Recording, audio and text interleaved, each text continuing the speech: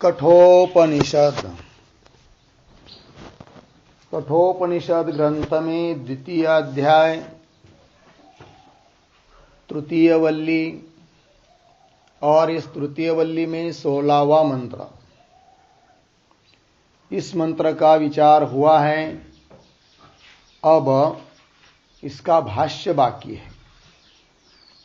तो बताया गया था कि जो तत्वज्ञानी है, ब्रह्मज्ञान जिसको हो चुका है, उसकी कोई गति नहीं होती है, क्योंकि श्रुति ने ही बताया है अत्र ब्रह्म समश्नुते न तस्य प्राणाः उत्क्रामन्ति ब्रह्मैव सन् ब्रह्माप्येति।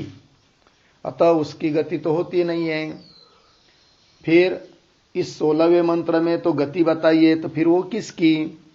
तो बताया था जो मंद ब्रह्मविद है, अर्थात उपासक है या कर्मी लोग हैं या अन्य विद्या में रत लोग है, कि जो अन्य लोग प्राप्त करने के ही भागीदार है, क्यों उनसे विपरीत जो संसार के ही भागीदार है, ऐसे लोगों की गति बताई।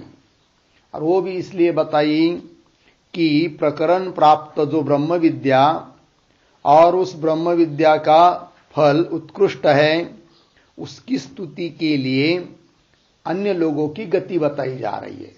तो अन्य यदि कर्म आदि उपासना आदि का अनुष्ठान करेंगे तो संसार की प्राप्ति होगी, और ब्रह्म विद्या प्राप्त करोगे तो संसार की प्राप्ति नहीं होगी, मोक्ष स्वरूप की प्राप्ति होगी। अतः साधक को बाकी सभी कर्म उपासनादि चाहे अन्य कोई भी कार्य हो, उसको छोड़कर अपने ब्रह्म विद्या प्राप्त करने के लिए ही प्रयत्न करना चाहिए। ये बात तात्पर्य उसका निकलता है। तो फिर एक बात एक तरह से संगति बताई थी, और दूसरी रीति से बताया कि पीछे नचिकेता ने यमराज जी को अग्नि विद्या के बारे में पूछा था और वो बताया, किंतु उसका फल बताया नहीं। तो उस फल प्राप्ति का प्रकार क्या होता है, कैसी प्राप्ति होती, कौन लोगों की प्राप्ति होती है, वो बताने के लिए ये मंत्र आया, शतम च एका इत्यादि। तो इस मंत्र का तात्पर्य यही है कि मनुष्य के हृदय में, हृदय के संबंधी, हृदय से जुड़ी हुई 101 नाड़ियां हैं। उन 101 नाड़ियों में से एक नाड़ी है सुषुम्ना, और वो मूर्धानम अभिनिसृता एका ऐसा कहा। तो मूर्धान अर्थात ब्रह्मरंध्र, उसके बाहर निकली हुई वो नाड़ी है। और उस नाड़ी से मरते समय यदि कोई प्राण छोड़ते हैं तो उसको वो ब्रह्मलोक को जाता है, अमृतत्व को प्राप्त करता है। तो अमृतत्व दो प्रकार का, एक तो उस किसी विशेष लोक को प्राप्त होता है सूर्य मंडल आदि मार्ग से, क्यों सत्यलोक अर्थात जो ब्रह्मलोक है उसको प्राप्त होता है, और वहां के दिव्य भोग भोगने के बाद ब्रह्मदेव के साथ अंतिम में मुक्त हो जाता है। ये बात बताई। और उससे अतिरिक्त अन्य जो नाड़ियां है, सुषुम्ना नाड़ी को छोड़कर बाकी 100 नाड़ियां, उन 100 नाड़ियों में से किसी के भी नाड़ी के द्वारा उत्क्रमण होता है, प्राण जाते हैं, तो वो सब नाड़ियां उत्क्रमण के लिए ही है, अर्थात जन्म मरण संसार प्राप्ति के लिए ही है। ये बात बताई है। अब ये मंत्र हुआ, इसका भाष्य को देखिए। शतम च, ये प्रतीक है, उसका अर्थ कर रहे शत संख्या का, और आगे एकाच, ये भी प्रतीक है। एकाच मतलब कौन वो एक नाड़ी है, तो कह रहे सुषुम्ना नाम, सुषुम्ना उसका नाम है। पुरुषस्य हृदयात् विनिसृता नाड्य, नाड्य का अर्थ कर रहे शिराः। फिर तासाम प्रतीक, तो तासाम मध्य, उन 101 नाड़ियों के बीच में मूर्धानम भित्वा, मूर्धा अर्थात ब्रह्मरंध्र शिरोभाग, उसको भेद करके अभिनिसृता, अभिनिसृता का अर्थ कर रहे निर्गता, निकली हुई है। कौन? सुषुम्ना नाम, सुषुम्ना नाम की नाड़ी। तया, उस सुषुम्ना नाड़ी से अंतकाले, अंतकाल में हृदय आत्मानं वशीकृत्य योजयेत, यहां तक वाक्य हुआ। अब हम लोगों को थोड़ा अन्वय करना है, फिर उसके बाद उसका अर्थ विस्तार से बताएंगे।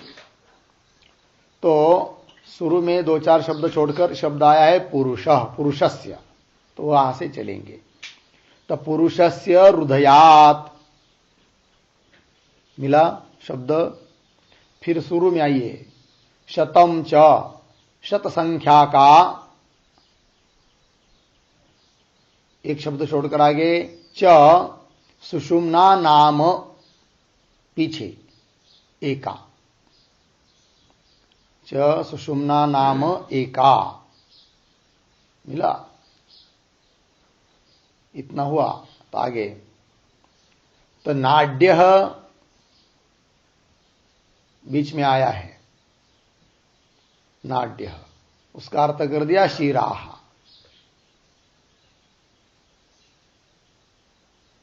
पीछे विनिश्रुता,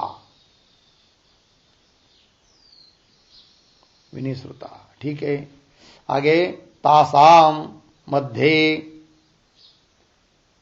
मूर्धानम भित्वा, तासाम मध्ये मूर्धानम भित्वा,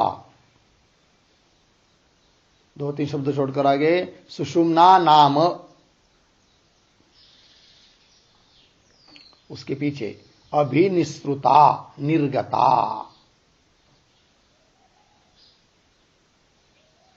अभिनिश्रुता निर्गता। थोड़ा आगे अंतकाले,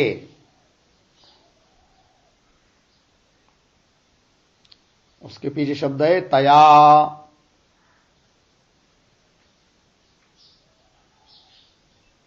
आगे आत्मानं हृदये वशीकृत्य, आत्मानं हृदये वशीकृत्य योजयेत, ठीक है। चलिए भाई, अर्थ को देखिए। तो पुरुषस्य हृदयात्, पुरुष के हृदय से क्या, शतम च, शत संख्या का, च सुषुम्ना नाम एका, और सुषुम्ना नाम की एक, तो 100 हो गई, 100, और सुषुम्ना नाम की एक, तो कितनी हुई 101। च सुषुम्ना नाम एका, ठीक है। क्या, नाड्य, तो कुल मिलाकर 101 नाड़ी, नाड्य कर्त कर रहे शिराह, है कि नहीं, नाड्य धमनिया, नाड़िया, तो शिराह विनिश्रुता निकली हुई है, हृदयात् विनिश्रुता। तो क्या हुआ फिर, पुरुष के हृदय से 101 नाड़ियां निकली हुई है, हृदय से संबंधी है, ठीक है।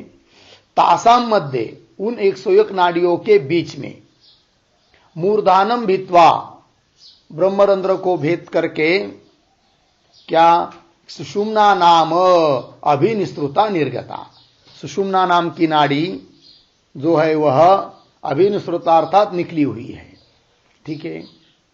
फिर आगे कह रहे कि अंतकाले, अंतकाल में मृत्यु के समय में, तया, उस सुषुम्ना नाम के नाड़ी से कोई जाता है तो उसकी गति अच्छी होती है, ब्रह्मलोक को जाता है।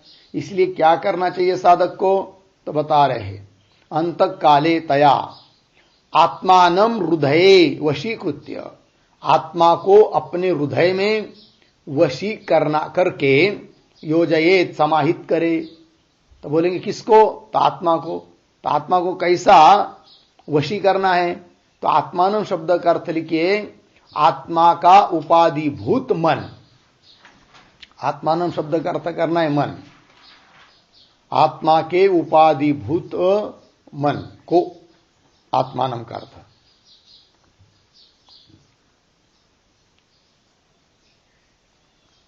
आत्मा का उपाधिभूत जो मन है उस मन को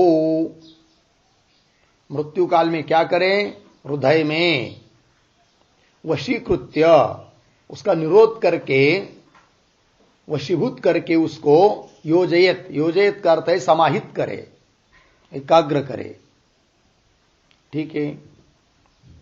तो चलिए फिर ये बात हो गई। फिर पूर्वार्ध की व्याख्या हुई।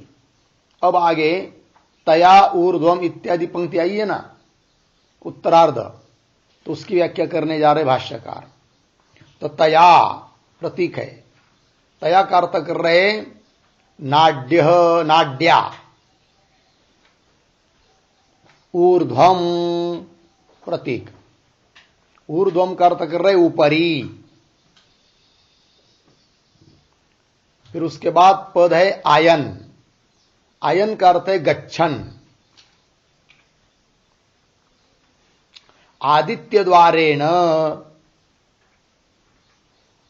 अमृतम अमृतत्वम, अमृतत्वम प्रतीक है, उसका अर्थ कर रहे अमरण धर्मत्वम आपेक्षिकम, आपेक्षिकम अमरण धर्मत्वम, ऐसा पढ़ना अंतिम में। तो अर्थ देखिए, तया नाड्या, तया उस नाड़ी से, उस नाड़ी मतलब कौन सी, सुषुम्ना नाम की नाड़ी। तया नाड्या ऊर्ध्वम अर्थात ऊपरी, आयन गच्छन ऊपर की ओर जाता हुआ, अर्थात दिव्य लोगों को जाता हुआ। कैसे जाएगा, उसका मार्ग कौन है, तो कह रहे आदित्य द्वारेण, सूर्य मार्ग से जाता है, और सूर्य मार्ग से जाकर जाता हुआ, सूर्य मार्ग के द्वारा अमृतत्वम, अमृतत्व को प्राप्त होता है। अमृतत्व क्या है, तो अमृतत्व यहां मोक्ष अर्थ नहीं लेना। क्यों नाड़ी के मार्ग से जा रहा है, उपासक है वो, तो मोक्ष को कैसा प्राप्त होगा, क्योंकि मोक्ष का साधन तो केवल एकमात्र ज्ञान ही है, ज्ञानादेव तो कैवल्यम। फिर यहां पर अमृतत्व का क्या अर्थ करेंगे, तो बताया आपेक्षिकम अमरण धर्मत्वम, आपेक्षिक सापेक्ष अमरण धर्म को प्राप्त होता है। हम लोगों की अपेक्षा स्वर्गादियों में रहने वाले देवता लोग अमर कहलाते हैं, क्योंकि हम लोगों का आयु कैसा है, बहुत कम है, और वो लोग कई सालों साल हजारों साल जीते हैं। अतः उनकी अपेक्षा, हमारे लोगों की अपेक्षा हुई कैसे है, अमर है। जैसे हम लोग जीते हैं, मनुष्य की आयु लगभग 100 साल बताई जाती है, 100 साल कोई जीता नहीं आजकल, वो बात अलग। किंतु बरसात के दिन में बारिश शुरू होती है, वो कीड़े पतंग जिसको बोलते हैं, तो वो आ जाते बहुत सारे, और 1-2 घंटे के बाद देखेंगे तो बस सब मरे हुए दिखाई देते हैं। तो हम लोगों की दृष्टि से उनकी आयु क्या है, कुछ भी नहीं है, क्षण भर की तरह है, ठीक है। किंतु उनकी दृष्टि से हम लोग जैसे अमर है, क्योंकि उनकी दृष्टि से एक बहुत बड़ी आयु हो गई हमारी। वैसे उन देवता लोगों की दृष्टि से हम लोगों की आयु उन कीड़ों की तरह है, कुछ भी नहीं है, और हम लोगों की अपेक्षा वो देवता लोग अमरन धर्म वाले हैं। अतः इस प्रकार सुषुम्ना नाड़ी से जाने वाला जो है वह अपेक्षिक सापेक्ष अमरन धर्म को प्राप्त होता है, ठीक है, दिव्य लोगों को जाता है, ठीक है। तो इसके लिए प्रमाण क्या, तो श्रुति प्रमाण दे रहे हैं। आभूत संप्लवम स्थानम अमृतत्वम विभाव्यते, ये श्रुति है। श्रुति है कि विष्णु पुराण है, विष्णु पुराण वीपू दिया है भाई, पीछे प्रस्तावना में देख लीजिए, वीपू विष्णु पुराण कुछ होगा, तो प्रमाण दिया कुछ भी हो। तो क्या करे प्रमाण में, आभूत संप्लवम, आभूत संप्लवम का अर्थ होता है भूतानाम संप्लव, संप्लव शब्द का अर्थ होता है लय। तो सभी भूतों का जो लय, उसको कहेंगे भूतानाम संप्लव लय भूत संप्लव, ठीक है। भूतों का लय होने तक, सभी प्राणियों का भूतल पर जितने भी है सबका लय होने तक, क्षय होने तक रहने वाला जो स्थान है, आभूत संप्लवम स्थानम, सभी भूतों का लय होने तक अर्थात क्षय होने तक रहने वाला जो स्थान है, उस स्थान को भी अमृतत्वम विभाव्यते, अमृत शब्द से कहा जाता है, बोला जाता है। अतः यहां श्रुति में अर्थात 16वें मंत्र में जो आया है कि अमृतत्वम येति, उस अमृतत्व शब्द से मोक्ष ऐसा नहीं लेना अर्थ, फिर कौन अर्थ लेना है, किसी दिव्य लोगों को प्राप्त होता है। तो बोलेंगे अमृत शब्द से ऐसा कोई दिव्य लोग भी होता है, लिया जाता है, इसके लिए प्रमाण क्या, तब प्रमाण दिया यहां पर क्या प्रमाण दिया? आभूत संप्लवम स्थानम अमृतत्वम विभाव्यते कहलाता है। विभाव्यते का मतलब अमृतत्व ऐसा बोला जाता है, कहलाता है, कहा जाता है। ठीक, इति स्मृते, यहां स्मृति है, श्रुति नहीं है, अर्थात विष्णु पुराण का है। इति स्मृते है। फिर आगे कह रहे ब्रह्मणा वा, अब दूसरा अर्थ कर रहे अमृतत्वम एति का। एक तो अर्थ बता दिया किसी दिव्य लोक को प्राप्त होता है, अब दूसरा अर्थ कर रहे हैं क्या कि सत्य लोक को, ब्रह्म लोक को प्राप्त होता है, वहां के दिव्य भोगों को भोगता है और अंतिम में ब्रह्मदेव के साथ साथ मुक्त हो जाता है। तो ब्रह्मणा वा सह कालांतरेण मुख्यम अमृतत्वम एति भुक्त्वा भोगान अनुपमान ब्रह्मलोकगतान। ठीक है, इसका थोड़ा अन्वय करेंगे। वा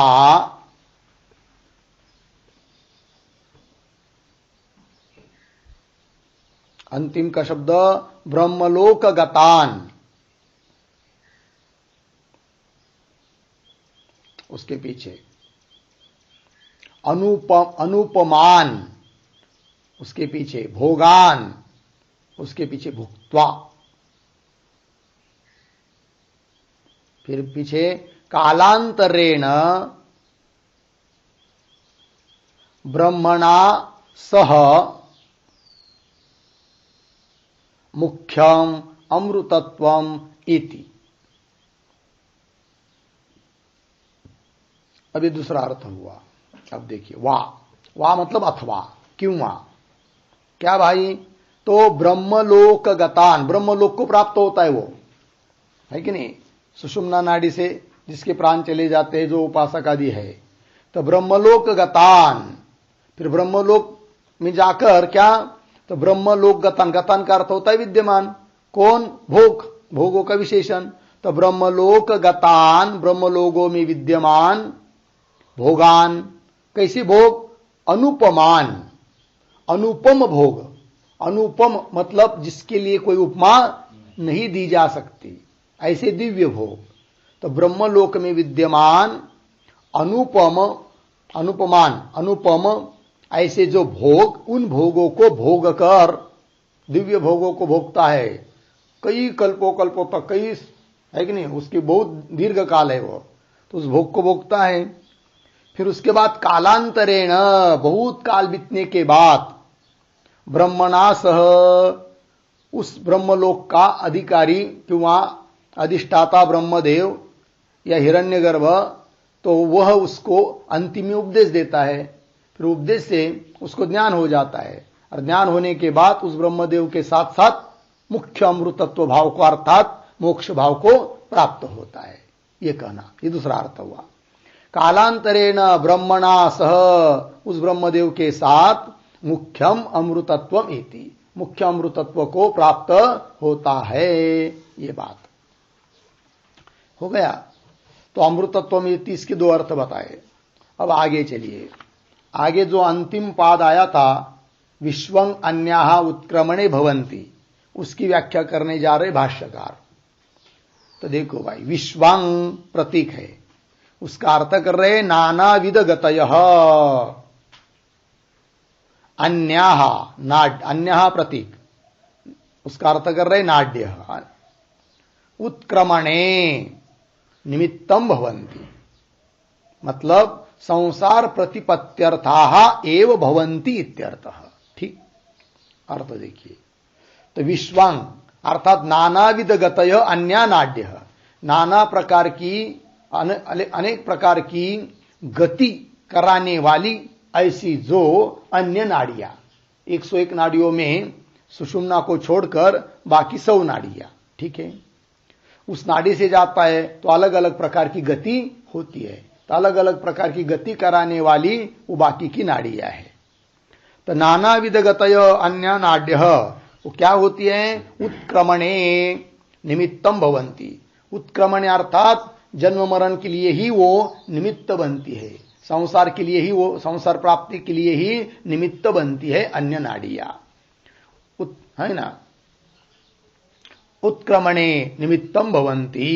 तात्पर्य बता रहे, उत्क्रमणे निमित्तम भवंती इसका अर्थ संसार प्रतिपत्त्यर्था एव भवंती, है कि नहीं। संसार की प्रतिपत्ति, प्रतिपत्ति अर्थात प्राप्ति, संसार की प्राप्ति के लिए ही अन्य नाड़ियां है। पुनः पुनः जन्मना, पुनः पुनः मरना, इस प्रकार जो संसार, उसके प्राप्ति के लिए ही अन्य नाड़ियां है, बाकी की नाड़ियां है। ये बात संसार प्रतिपत्त्यर्थः एव भवन्ति इत्यर्थ। ये हुआ भाई 16वें मंत्र का भाष्य। अब आगे चलेंगे 17वां मंत्र। इस 17वें मंत्र की अवतरणिका को देखिए। इदानीम सर्ववल्यर्थोपसंहारार्थम आह। इदानीम मतलब अब, सर्ववल्ली, सर्ववल्ली मतलब कुल मिलाकर इस ग्रंथ में कितनी वल्ली हुई है? 6। प्रथम अध्याय में 3 और द्वितीय अध्याय में 3, तो 6 प्रकरण हो गए। मुख्य तो 2 अध्याय, पहला अध्याय दूसरा अध्याय, बड़े प्रकरण।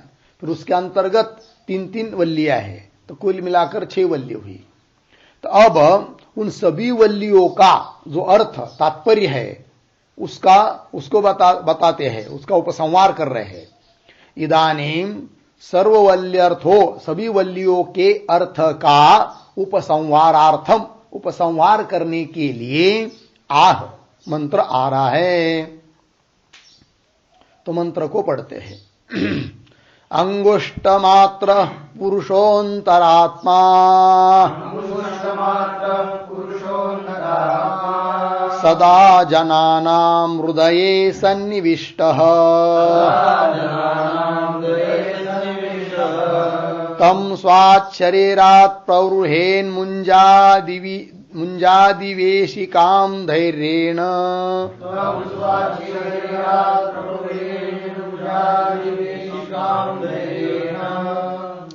तम विद्याच्छुक्रममृतम्। बोलिए, तम विद्याच्छुक्रममृतम् इति।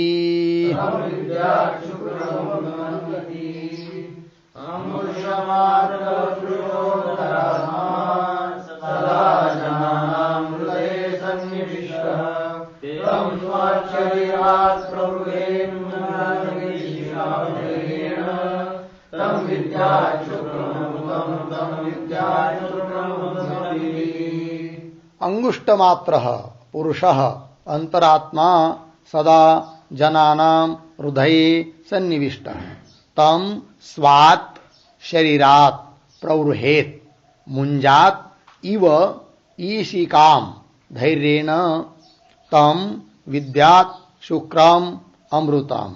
तं विद्यात् शुक्रम् अमृतम् इति। अन्वय। अंगुष्टमात्रः पुरुषः अंतरात्मा। दूसरे लाइन में जनानां हृदये सदा सन्निविष्टः। जनानां हृदये सदा सन्निविष्टः। ठीक है। नीचे मुञ्जात् ईशिकाम इव। मुञ्जात् ईशिकाम इव ताम स्वात् शरीरात्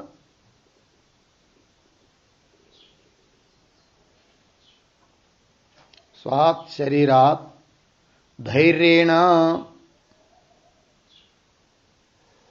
प्रवृहेत्।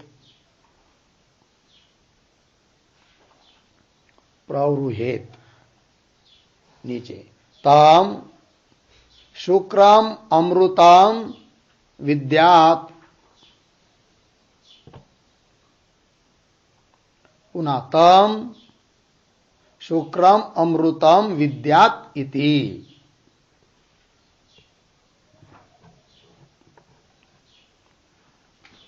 हो गया। चलिए अब अर्थ। तो कह रहे हैं अंगुष्ट मात्र पुरुष, अंगूठा परिमाण है जिसका ऐसा पुरुष, पुरुष अर्थात परमात्मा। अभी बोलेंगे भाई अंगुष्ठ परिमाण कैसा ब्रह्म, फिर वो तो परिच्छिन्न हो गया। और जबकि परमात्मा कैसा है, व्यापक है, तो उसका विचार पीछे हो चुका एक बार। इसी प्रकार का मंत्र आया था ना, अंगुष्ठ मात्र, पीछे दूसरे अध्याय के प्रथम वल्ली के 12-13 मंत्र में गया है। तो वहां पर बताया था कि उस परमात्मा पुरुष की, अंतरात्मा की उपाधि है अंतःकरण, और वो अंतःकरण जहां रहता है, जिस हृदय में रहता है, उस हृदय का परिमाण अंगतेवर का है।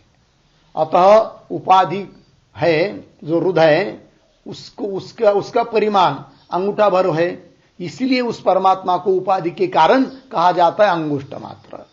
उपाधि को लेकर वस्तुतः उपाधि का विचार नहीं करेंगे तो आत्मा कोई अंगुष्ठ भर है ऐसी बात नहीं है, वो तो व्यापक तत्व है, आत्मा तत्व है।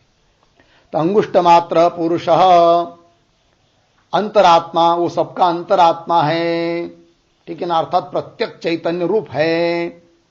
और वो कहा है, तो जनानाम हृदये सदा सन्निविष्ट, सभी लोगों के हृदय में हमेशा वह सम्यक रूप से स्थित है, सन्निविष्ट। फिर अब उसको क्या करना, तो उसको उस शरीरादिकों से, उपाधियों से अलग करके जानना है, बहुत धीरता से। किस प्रकार दृष्टांत दिया, मुंजात ईशिकाम इव, मुंजा नाम का एक गवत होता है जिसको हम हरल आदि कहते हैं, है कि नहीं, तृण विशेष। तो उसमें से जो बीच वाला जो तृण होता है बहुत कोमल होता है, और उसको बाहर के पत्रों से धीरे से निकलना पड़ता है, नहीं तो टूट जाएगा। तो जैसे वो धीरे से निकलना पड़ता है, उस प्रकार अतिशय धैर्य से तम उस आत्मा को अपने इस शरीर से प्रवृहित, प्रवृहित अर्थात पृथक करे, अलग करके जाने, है कि नहीं, ये बात। अब कह रहे कि तम, वो उस शुक्र शुद्ध अमृत स्वरूप आत्मा को विद्यात जानिए। तम शुक्रम अमृतम विद्यात, ये द्विरुक्ति जो आई है वो इस बात को बताती है कि अभी यह उपनिषद, कठोपनिषद समाप्त हुआ। समाप्ति की द्योतक है ये द्विवचन, द्विरुक्ति, ठीक है जी। ये हुआ मंत्र का अर्थ। अब इनके शब्दों का अर्थ लिख लेंगे। तो अवतरणिका के रूप में एक छोटा वाक्य, ब्रह्मात्मैकत्व लक्षणम,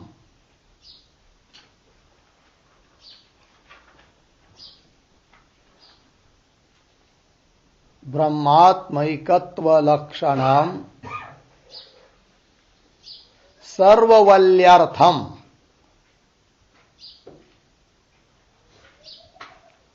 सर्ववल्यर्थम उपसंवरति,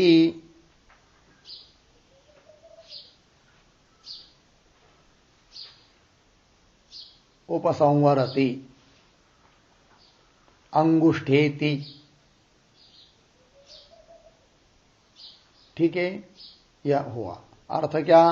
तो ब्रह्मात्मैकत्व लक्षणम सर्ववल्यर्थम, सभी वल्लियों का अर्थ क्या है, तात्पर्य, तो यही अर्थ है ब्रह्मात्मैकत्व लक्षण अर्थात स्वरूप, ब्रह्म और आत्मा इनका एकत्व, यही है सभी वल्लियों का अर्थ।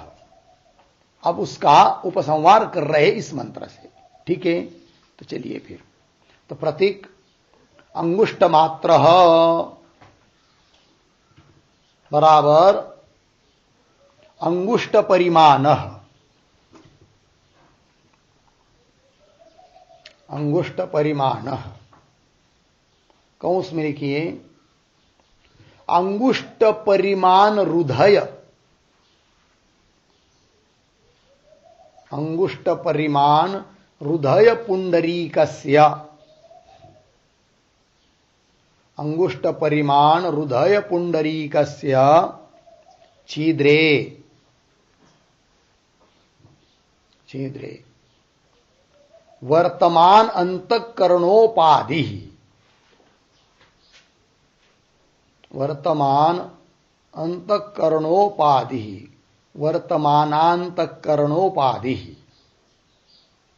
कौंस बंद। आगे प्रतीक पुरुषः, पुरुष बराबर परमात्मा।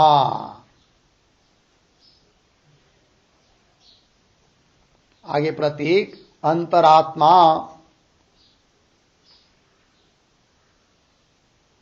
बराबर प्रत्यक चैतन्य रूप।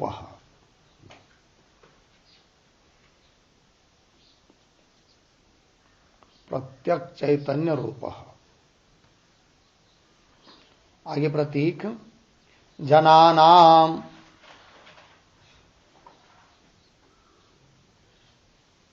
जनानाम बराबर प्राणिनाम।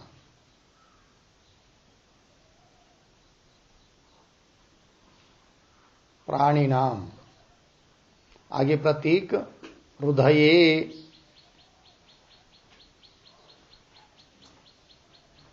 हृदये बराबर हार्दाकाशे।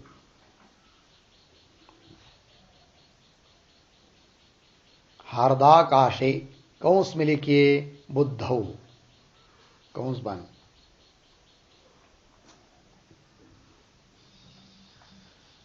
आगे प्रतीक सदा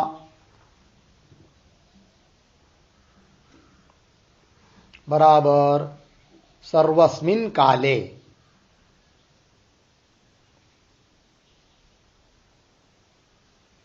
सर्वस्मिन काले। आगे प्रतीक सन्निविष्टः।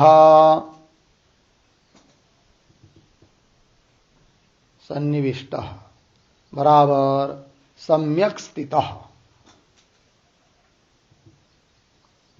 सम्यक स्थितः।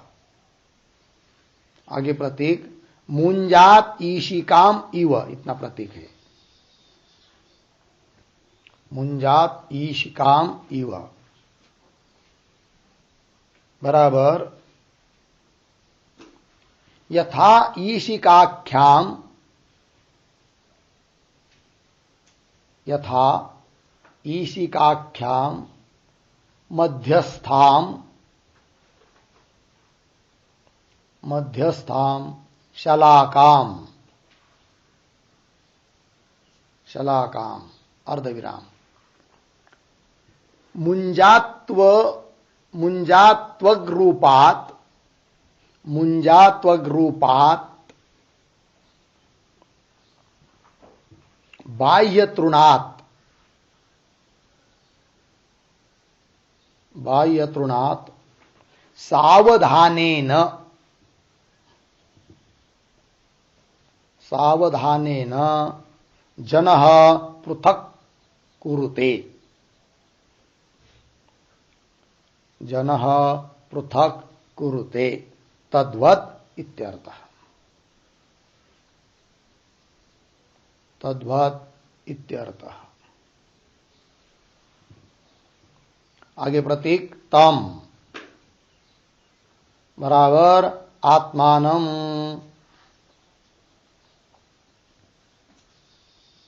आत्मानम। आगे प्रतीक स्वात् बराबर स्वकीयात। स्वकीयात। आगे प्रतीक शरीरात बराबर शरीर त्रितयात।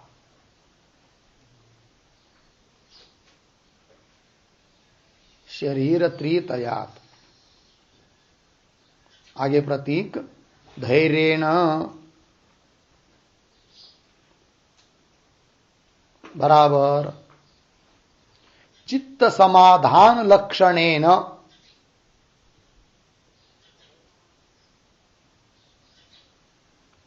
चित्त समाधान लक्षणेन अप्रमादेन। अप्रमादेन। आगे प्रतीक प्रवृहेत बराबर पृथक कुर्यात। पृथक कुर्यात।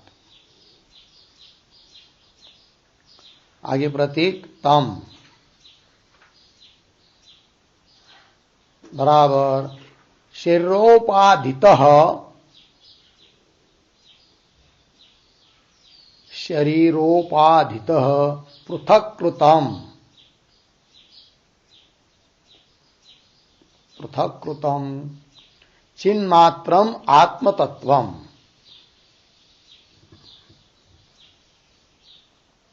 चिन्मात्रम् आत्मतत्वम्। आगे प्रतीक शुक्रम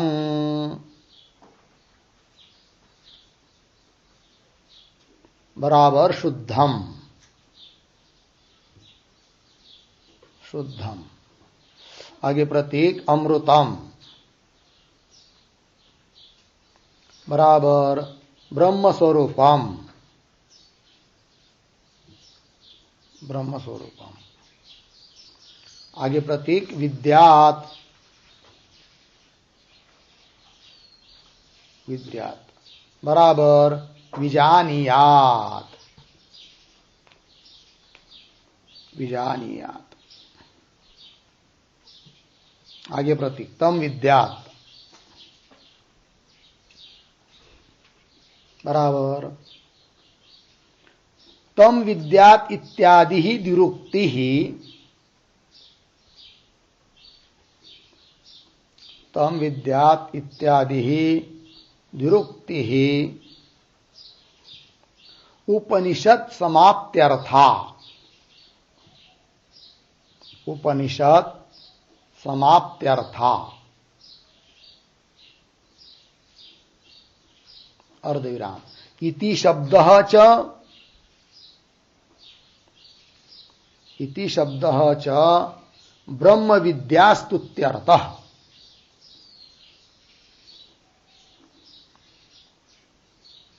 ब्रह्म विद्या स्तुत्यर्थः। ठीक है, हो गया। अर्थ देखिए, अंगुष्ठ मात्र, इसका अर्थ कर दिया अंगुष्ठ परिमाण, अंगूठे भर का है परिमाण, माप जिसका। तो यद्यपि अंगुष्ठ परिमाण नहीं है, उपाधि के कारण कैसे बता रहे हैं। तो अंगुष्ठ परिमाण कौन है? हृदय पुंडरीक, हृदय रूप कमल, उसके छिद्र में, अवकाश में विद्यमान वर्तमान जो अंतकरण रूप अंतकरण, और वो अंतकरण है उपाधि जिसकी, ऐसा वो परमात्मा। इसलिए उस उपाधि के कारण उसको कह दिया अंगुष्ठ परिमाण। पुरुष, पुरुष अर्थात परमात्मा। कैसा है वो? अंतरात्मा, मतलब प्रत्यक्ष चैतन्य रूप है, अपने से कोई अलग है ये बात नहीं, अपना स्वरूप ही है। और कैसा है कि जनानाम हृदय सदा सन्निविष्ट, प्राणियों के हृदय में, हार्दाकाश में, हृदय आकाश में, बुद्धि में सदा सर्वस्मिन काले, सभी काल में सन्निविष्ट है, सम्यक रूप से स्थित है। ठीक। और उसको कैसा अलग निकालना है उसको, तो कह रहे मुंजात ईशिकाम इव, दृष्टांत है। तो यथा जिस प्रकार ईशिकाख्याम मध्यस्थाम शलाकाम, ईशिका नाम की जो अंदर रहने वाली शलाका, तृण विशेष, सीख जिसको बोलते हैं हिंदी में, तो शलाका को क्या करना है? मुंजात्व रूपात बाह्य तृणात्, मुंजा नाम का जो उसका त्वग है, बाहर का कवच, बाह्य तृण, उससे उस ईशिका को बहुत धीरे से अलग करना पड़ता है। ठीक। तो मुंजात्व रूपात बाह्य तृणात् सावधानेन, अत्यंत सावधानता से, जन पृथक कुरुते, लोग उसको क्या करते? अलग करते हैं। तद्वत ये दृष्टांत हुआ। उस प्रकार तम आत्मानम, उस आत्मा को, स्वात् शरीरात, स्वात् का अर्थ कर दिया स्वकीयात, शरीरात, शरीर त्रितयात, जिसको हम लोग अपना समझते हैं, ऐसे इस तीनों प्रकार के शरीर से, स्थूल शरीर, सूक्ष्म शरीर, कारण शरीर, शरीर त्रितयात, इन तीन शरीरों से धैर्येन प्रवृहेत, धैर्येन, धैर्येन का अर्थ कर रहे हैं चित्त समाधान लक्षणेन अप्रमादेन, प्रमाद रहित होकर, प्रमाद रहित होना मतलब सावधान चित्त से रहना। तो चित्त समाधान स्वरूप जो अप्रमाद, उससे प्रवृहेत, पृथक कुर्यात, अलग करे, अलग समझे, अलग रूप से उसको जाने।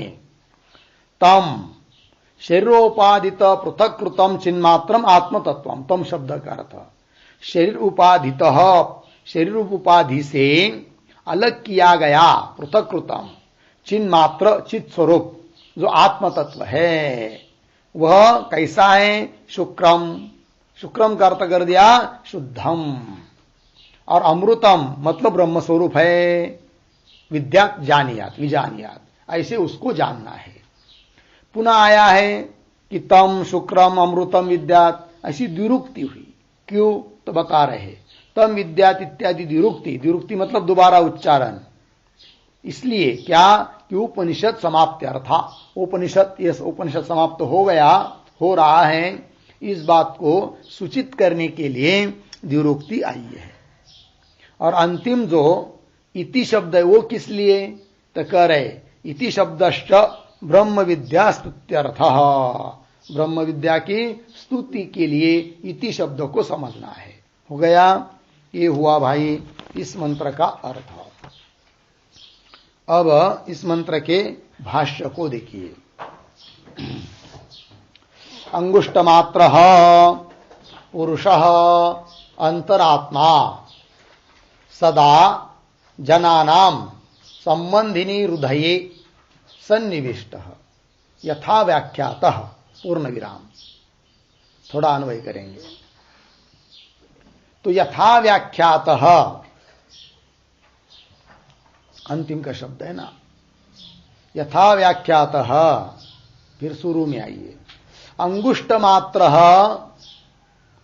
पुरुष अंतरात्मा, एक शब्द छोड़कर जनानाम संबंधिनी हृदये, पीछे सदा सन्निविष्ट, ठीक अर्थ चलिए। यथा व्याख्यातः, यथा व्याख्यातः मतलब पीछे दूसरे अध्याय के, इसी दूसरे अध्याय के प्रथम वल्ली के 12 और 13 मंत्र में इसका व्याख्यान हो चुका है, अंगुष्ट मात्र इस शब्द का। तो उसी प्रकार यहां पर भी उसका व्याख्यान समझना है, इसलिए दोबारा उस शब्द का अर्थ भाष्यकार नहीं कर रहे हैं।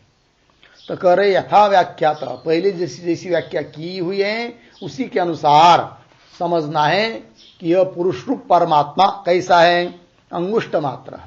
तो वही अंगुष्ट मात्र पुरुष अंतरात्मा, और कैसा कि जनानाम संबंधिनी हृदय, लोगों के संबंधी जो हृदय, हृदय में, बुद्धि में या हृदय आकाश में, हृदय आकाश में सदा सन्निविष्ट, सन्निविष्ट का अर्थ होता है सम्यक स्थित, सभी के हृदय में अच्छी तरह से वो स्थित है परमात्मा। ये हुआ। तो आगे चलिए, अब आगे कह रहे हैं तम, ठीक है ना जी। तो तम, तम मतलब तम शब्द का अर्थ आत्मानम, उस आत्मा को कैसा जाने? स्वात, स्वात प्रतीक है, स्वात शब्द का अर्थ कर रहे आत्मीयात, शरीरात, प्रवृहेत, प्रवृहेत प्रतीक, उसका अर्थ कर रहे उत्यच्छेद, उसका भी अर्थ कर रहे निष्कर्षेत, उसका भी भाव बता रहे पृथक कुर्यात इत्यर्थः। ठीक है, देखो फिर अर्थ। तो तम उस आत्मा को, स्वात मतलब आत्मीयात शरीरात, अपने इस शरीर से अलग करके जानना है। ठीक है, तो आत्मीयात शरीरात प्रवृहेत मतलब उद्यच्छेद अर्थात निष्कर्षेत, अर्थात पृथक करे, इस शरीर से उस आत्मा को क्या करना है? पृथक करना है। कैसा पृथक कर रहे? चीर फाड़ कर उसको अलग निकालेंगे क्या? निकला जाएगा क्या? नहीं, विचार से, चिंतन से। हाँ, दृष्टांत दिया उसकी तरह। ठीक है, तो उस आत्मा को शरीर से अलग समझना है, जानना है, और वही मेरा स्वरूप है, इस रूप से उसको जानना है। तो पृथक कुर्यात इत्यर्थः। आगे देखिए भाष्य में, किम इव इति उच्यते। किम इव मतलब किसकी तरह उसको अलग करके समझे, ये प्रश्न। तो उत्तर दे रहे मुंजात इव ईशिका, ईशिकाम अंतस्थाम धैर्येण अप्रमादेन। ये जो अंतिम 4-5 शब्द है ना, कहां से? मुंजात से लेकर अप्रमादेन तक उसका अन्वय। तो कैसा पढ़ता हो देखिए, धैर्येण अप्रमादेन, पीछे मुंजात, आगे बीच में अंतस्थाम ईशिकाम इव, अंतस्थाम ईशिकाम इव, ये दृष्टांत हुआ। देखो भाई, तो किसकी तरह उसको अलग करके जानना है आत्मा को, तो कह रहे धैर्येण अप्रमादेन, धैर्येण का अर्थ कर दिया अप्रमादेन, प्रमाद रहित होकर, अर्थात सावधान चित्त होकर, चित्त की बेसावधानी यही है प्रमाद, ठीक है ना। और हमेशा हम लोगों को कैसा रहना चाहिए, सावधान रहना चाहिए। थोड़ी भी गलती हुई तो गलती माफ नहीं करती व्यवहार में, है कि नहीं। तो उस प्रकार कहते कि धैर्य न कर्त कर दिया अप्रमादेन। कैसा, तो मुंजात, मुंज से, मुंज नाम का जो बाहर का कवच कवर है, मतलब बहुत सारे उनके तृण तृण तृण होते कि नहीं, उसके ऊपर उसके ऊपर उसके ऊपर, तो बाहर के वो जो होते उसको कहते मुंजा, और सबके अंदर जो होता है उसको कहते ईशिका। तो वही कह रहे शलाका विशेष सिक। तो मुंजात, मुंजो से, अंतस्ताम ईशिकाम, ईशिकाम का विशेषण है अंतस्ताम, तो अंदर में स्थित जो ईशिका नाम की तृण है शलाका सिक, उसकी तरह उसको जैसा धीरे से अलग करना पड़ता है उसकी तरह। फिर आगे तम, तम प्रतीक है, तम का अर्थ कर रहे हैं शरीरात निष्कृष्टम, मतलब शरीर से पृथक किया हुआ आत्मा, ठीक है ना। कैसा है, चिन्ह मात्रम, चित स्वरूप है। विद्यात, विद्यात का अर्थ कर रहे विजानियात, जाने, शरीर से अलग किया गया आत्मा को चिन्मात्र स्वरूप समझे, जाने। और कैसा है वो, तो कह रहे हैं शुक्रम अमृतम यथोक्तम ब्रह्म इति। शुक्र अर्थात शुद्ध है, अमृत स्वरूप है। कौन है वो, यथोक्तम ब्रह्म, मतलब जिस ब्रह्म का वर्णन अभी तक हुआ है ऐसा ब्रह्म, अर्थात षड विकार रहित शुद्ध ब्रह्म ही वो है, ये जानना है। ये हुआ। फिर आगे द्विर्वचनम, तो दोबारा उच्चारण हुआ ना अंतिम पंक्ति का, तम विद्या शुक्रम अमृतम, तम विद्या शुक्रम अमृतम, ये दोबारा उच्चारण हुआ। तो उसके बारे में कह रहे भाष्यकार, द्विर्वचनम उपनिषद परिसमाप्त्यर्थम इति शब्दश्च, ठीक है। तो द्विर्वचन, जो द्विवचन दोबारा उच्चारण, वह उपनिषद परिसमाप्त हो रहा है, इस बात को द्योतित करने के लिए, सूचित करने के लिए। तो फिर बोलेंगे अंतिम जो आया इति शब्द वो किस लिए, तो भाष्यकार के अनुसार वो इति शब्द भी उपनिषद समाप्ति का ही सूचक है। तो यह उपनिषद समाप्ति के सूचक दो, एक द्विरुक्ति और इति शब्द, ये बात। द्विर्वचनम उपनिषद परिसमाप्त्यर्थम, उपनिषद परिसमाप्ति के लिए है, और इति शब्दश्च, इति शब्द भी उसी के लिए है। हो गया भाई, ये हुआ 17वें नंबर का भाष्य, ठीक है। अब आगे क्या है, 18वां मंत्र है। तो थोड़ा सा मंत्र ले लेते तो फिर कल पूरा हो जाएगा। तो मंत्रों का अर्थ कर लेंगे, भाष्य चाहे तो कल पढ़ेंगे, चलेगा। तो चलिए अब इस 18वें मंत्र की अवतरणिका को देखिए। विद्यास्तुत्यर्थः अयम आख्यायिकार्थ उपसंहारः अधुना उच्यते, ठीक है। कैसा पढ़ेंगे इसको, अधुना विद्यास्तुत्यर्थः अयम आख्यायिकार्थः आख्यायिकार्थोपसंहारः उच्यते, ठीक। अब अधुना मतलब अब, विद्यास्तुत्यर्थ, विद्या ब्रह्म विद्या, उस ब्रह्म विद्या की स्तुति के लिए अयम यह आख्यायिका का अर्थ, आख्यायिकार्थ, आख्यायिका का अर्थ का उपसंवार उच्यते। आख्यायिका के अर्थ का उपसंवार किया जाता है। किस लिए? ब्रह्म विद्या की स्तुति के लिए। तो मंत्र को पढ़ते हैं। मृत्यु प्रोक्ताम नचिकेतोथ लब्ध्वा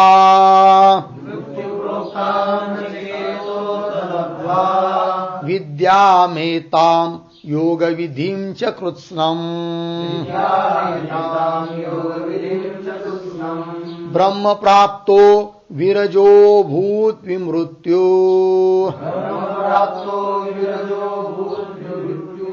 रण्योप्येवं यो विदध्यात्ममेव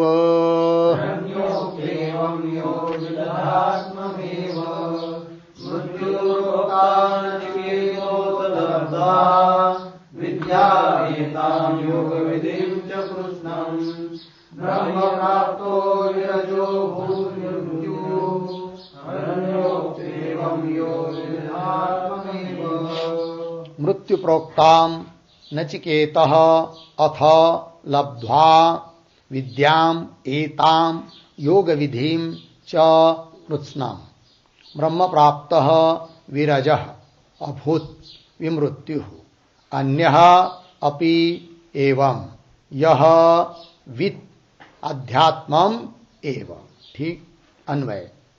नचिकेतः मृत्यु प्रोक्ताम नचिकेतः मृत्यु प्रोक्ताम एताम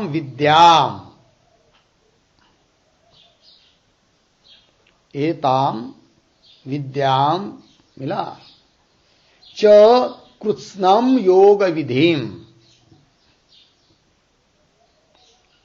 च कृत्स्नम योग विधिम लब्ध्वा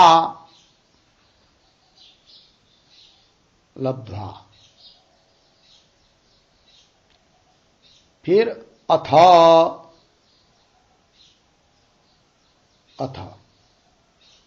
नीचे विरजः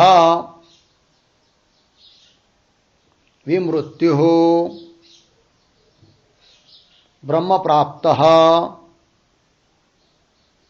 अभूत।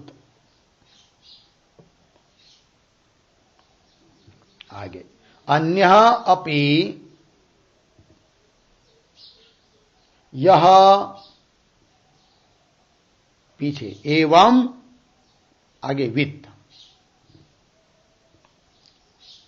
यह एवं वित्त अध्यात्मम एव।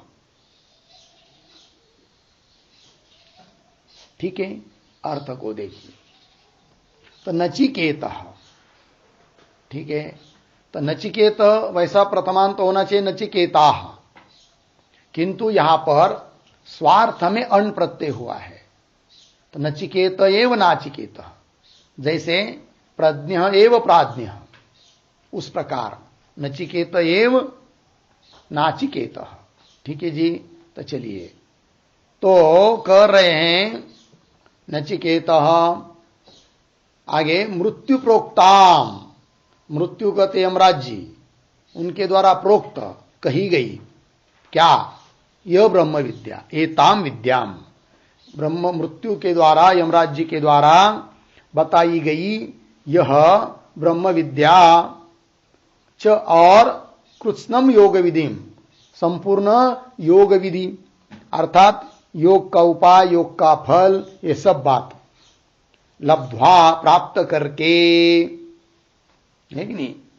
फिर प्राप्त करने के बाद क्या हुआ? अथ उसके बाद विरज, विरज हुआ नचिकेता। विरज मतलब धर्म अधर्म से रहित हुआ, और विमृत्यु हुआ। विमृत्यु मतलब अविद्या काम कर्म से भी रहित हुआ। ऐसा होता हुआ ब्रह्म प्राप्त, ब्रह्म भाव को, परमात्मा भाव को प्राप्त हुआ, अर्थात मुक्त हुआ। कौन? नचिकेता। तो बोलेंगे फिर नचिकेता ही मुक्त हुआ, और लोग नहीं मुक्त होंगे क्या इस विद्या को जानकर? तो कह रहे हैं तो होंगे। तो कैसे?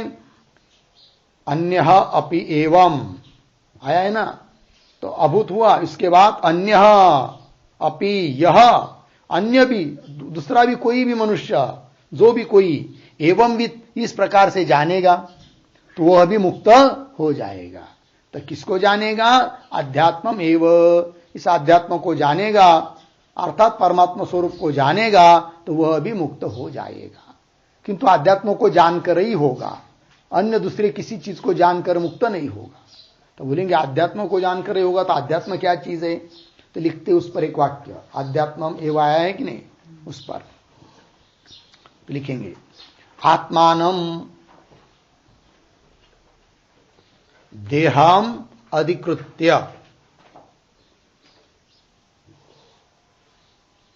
आत्मानम देह बराबर देहम अधिकृत्य वर्तते, वर्तते इति अध्यात्मम, अध्यात्मम बराबर प्रत्यक्ष स्वरूपम ब्रह्म, प्रत्यक्ष स्वरूपम ब्रह्म प्राप्य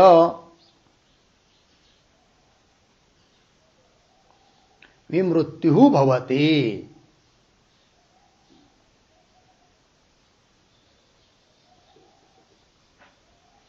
विमृत्यु भवति अर्धविराम, न अन्यद् रूपम,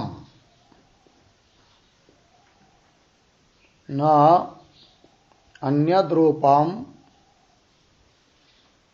अर्चिरादि मार्गगम्यम,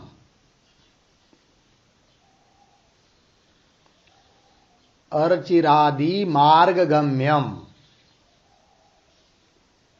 कौंस में लिखिए सोपाधिकम ब्रह्म,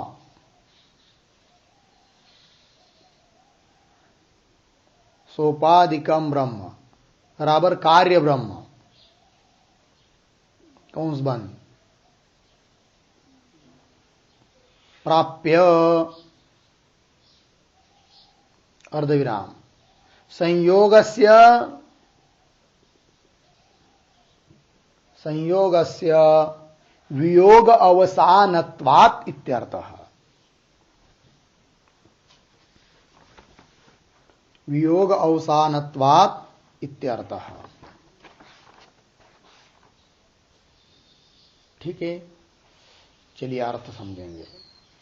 आत्मानम अर्थात देहम अधिकृत्य, देह को निमित्त करके, वर्तते इति अध्यात्मम अर्थात प्रत्येक स्वरूप ब्रह्म, अध्यात्म शब्द का अर्थ प्रत्येक स्वरूपम ब्रह्म प्राप्य, प्राप्त करके मृत्यु भवति, मृत्यु रहित हो जाता है।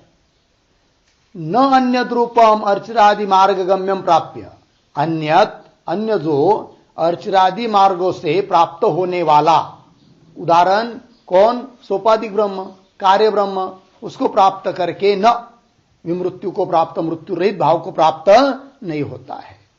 क्यों? क्यों? अर्चिरादि मार्गों से प्राप्त होने वाला जो भी है कार्य ब्रह्म, लोकांतर, उसका संयोग होगा, और जो भी संयोग होता है वह जरूर उसका वियोग होता ही है। ठीक है, तो क्या लिखा? संयोगस्य वियोग अवसानत्वात्, अवसान अंतिम शेवट, संयोग का लास्ट सेवट का क्या होता है? वियोग ही होता है। जहां कहीं सिद्धांत ये संयोग हुआ कि वियोग जरूर होगा ही होगा, इसलिए संयोग, हां वियोग के लिए ही संयोग होता है। इसलिए संयोग का मोह नहीं करना कि भाई अमुक चीज का, अमुक व्यक्ति का संयोग हुआ है, अब वो चला जाएगा तो रोते बैठेंगे 10-10 दिन, वो ठीक बात नहीं है, नहीं कि नहीं? बहुत सारे लोग पत्नी मर गई तो रोते हैं, पुत्र मर गया रोते हैं, या कहीं पढ़ने को कहीं चला गया, दूसरे कहीं चला गया तो भी रोते हैं, वो ठीक नहीं है, क्योंकि संयोग वियोग के लिए ही होता है। ठीक है ना? चलिए, अपने शरीर का भी, शरीर से भी हम लोगों का वियोग होने वाला है, तो अपने शरीर से भिन्न दूसरे शरीर के क्या बात है फिर? ठीक है ना? इसलिए धैर्य रखना चाहिए और अपने स्वरूप में रहना चाहिए, जिसको बोलते स्वस्थ रहना। ठीक है ना? स्वयं में स्थित रहना, वो बात है, लगा? ठीक है, तो चलिए, तो संयोगस्य, तो क्या चल रहा था बात कि अन्य यदि अर्चिरादि मार्ग से कोई कार्य ब्रह्म को या किसी लोकांतरों को प्राप्त करेगा तो वह संयोग हुआ, तो उसका वियोग होना ही है। अर्थात वो विमृत्यु को, मृत्यु रहित भाव को, ब्रह्म स्वरूप को या मोक्ष स्वरूप को प्राप्त नहीं होता है।